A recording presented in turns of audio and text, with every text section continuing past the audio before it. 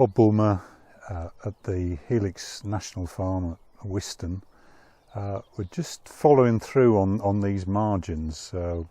We did a short video on them 2 weeks ago, and it's just nice to see how they're progressing and how things are changing. I think we'll call it margin watch from now on, but the intention is just to follow this area through and see what happens. So at the moment the oxeye daisies are dying back, but it's a nice margin, so that there's a number of other species starting to come through, both ones that have been planted and self-sown. So the hogweed here would be an example of a self-sown species, but it does provide an important resource for pollinators. It doesn't need to be confused with the giant hogweed, which is a bit of a terror. And then the other noticeable species are knapweed is just about to start flowering, and we've also got lady's bedstraw in this area.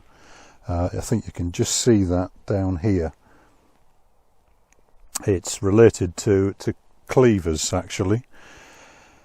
The bird's foot trefoil seems to continue flowering and providing a longevity of supply of pollen and nectar, and the most noticeable new species in the hedge is elderberry, which is looking rather handsome at the moment. It's noticeable this year how many different plant species are being affected by aphid.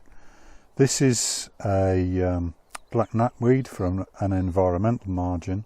You can see the young growth is covered with aphids.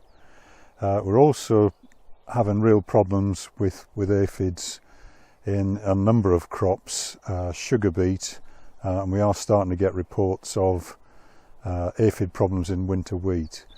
It's well worth controlling aphids in winter wheat if they start to build up. They can be quite damaging, especially on stressed crops. What we really want is a build-up of predators and parasites to actually deal with this problem naturally. But it does seem to be a bit of a problem this year that the development of things like ladybirds seems to be lagging well behind the multiplication of the pests.